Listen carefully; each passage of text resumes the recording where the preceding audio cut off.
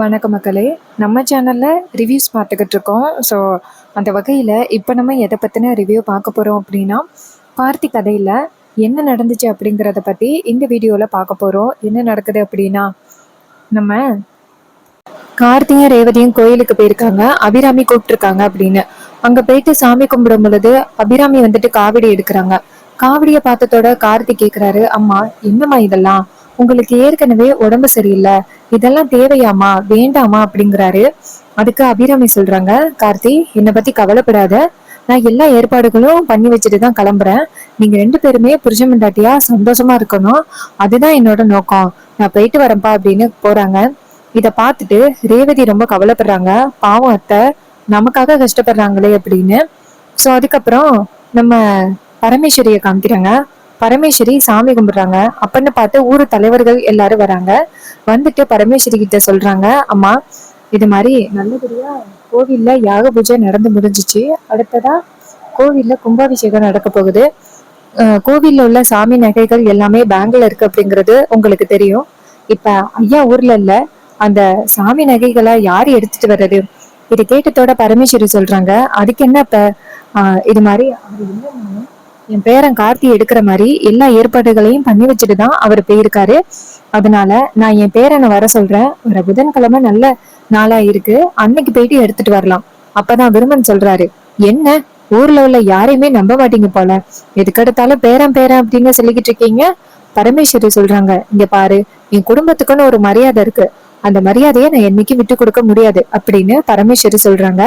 இது கேட்டதோட விருமன் ஷாக் ஆகுறாரு. அப்ப அங்க உள்ளவங்க விருமனை பார்த்து, விருமா கோவில் கும்பாபிஷேகத்தை எப்படியாவது நிறுத்தணும் அப்படின்னு நினைச்சுக்கிட்டே, இதே மாதிரி ஏதாவது பிரச்சனை இழுத்துக்கிட்டு இருக்காத விருமா அப்படின்னு பேசுறாங்க. இது கேட்டதோட விருமனும் அமைதியா இருக்காரு. அதுக்கப்புறமா சாமுண்டீஸ்வரி பரமேஸ்வரி சொல்றாங்க, சரி விடுங்க, அவங்க ஏதோ உளறிக்கிட்டு போறான், வர புதன்கிழமை என் பேரன் கண்டிப்பா வந்துட்டு நிறைய எடுத்து கொடுக்கறதுக்கு வருவான் அப்படின்னு சொல்றாங்க.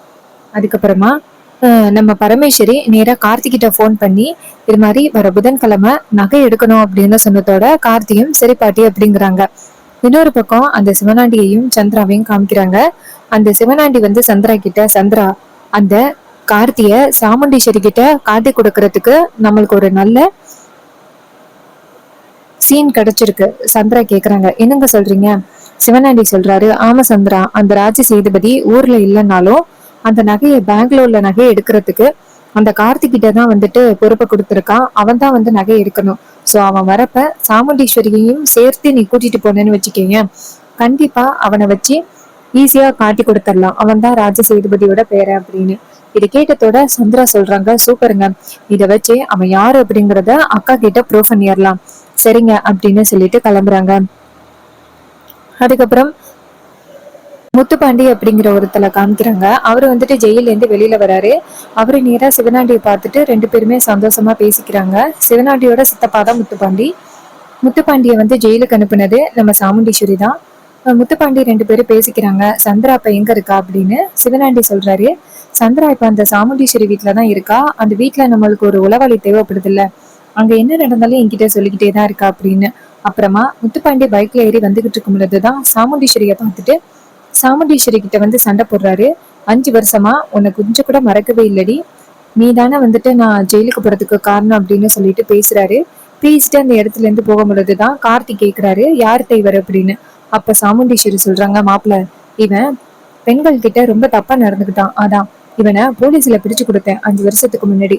இது கேட்டதோட கார்த்தியும் அப்படியா மேடம் அப்படின்னு சொல்றாங்க. இன்னொரு பக்கம் அந்த முத்துப்பாண்டி தெரிஞ்சுக்கிறாரு, இந்த கார்த்தி வந்துட்டு சாமுண்டீஸ்வரி கூட உள்ளவன் ராஜ சேதுபதியோட பேரன் அப்படிங்கிறத சிவனாண்டி மூலமா தெரிஞ்சுக்கிறாரு. அப்புறமா அந்த முத்துப்பாண்டி சிவனாண்டி கிட்ட ரொம்ப பெரிய ரகசியத்தை சொல்றாரு. அந்த சாமுண்டீஸ்வரியோட அம்மா சிவகாமி இறந்ததுக்கு தான் தான் காரணம். இது மாதிரி நகைய திருடின அன்னைக்கு முத நாள் வந்துட்டு இவரு சிவகாமி குடிக்கிற காஃபில வந்துட்டு விஷத்தை கலந்திருக்காரு. எதனாலன்னா சிவகாமி கிட்ட தப்பா நடந்துக்க முயற்சி பண்ணியிருப்பாரு. அப்ப சிவகாமி செருப்பால அடிச்சிருப்பாங்க.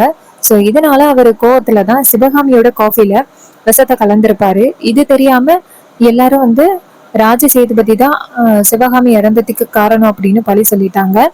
இந்த ரகசியத்தை நம்ம சிவனாண்டி கேட்டதோட ரொம்ப அதிர்ச்சி ஆகுறாரு. இது மட்டும் அந்த சாமுண்டீஸ்வரிக்கு தெரிய வந்துச்சுன்னா கண்டிப்பா அவ ராஜ சேதுமதி உள்ள கோவத்தையே வந்து மறந்துடுவா. இது கேட்டதோட அஹ் ஸ்- முத்துப்பாண்டி சொல்றாரு, இந்த விஷயத்த பத்தி சாமுண்டீஸ்வரிக்கு என்னைக்கும் தெரியக்கூடாது அப்படின்னு சொல்லி பேசிக்கிறாங்க. ஸோ லாஸ்ட் எபிசோட்ல இதாங்க நடந்து முடிஞ்சிச்சு. நம்ம கார்த்தி உண்மையை கண்டுபிடிப்பாரா அப்படிங்கிறது தான் அப்கமிங் எபிசோடில் ரொம்ப ரொம்ப இன்ட்ரெஸ்டிங்காக நடக்க போகுது. ஸோ இதே மாதிரி இனிமே அப்டேட்ஸ் வேணும் அப்படின்னா மறக்காம நம்ம சேனலை சப்ஸ்கிரைப் பண்ணிக்கோங்க. தேங்க்ஸ் ஃபார் வாட்சிங்.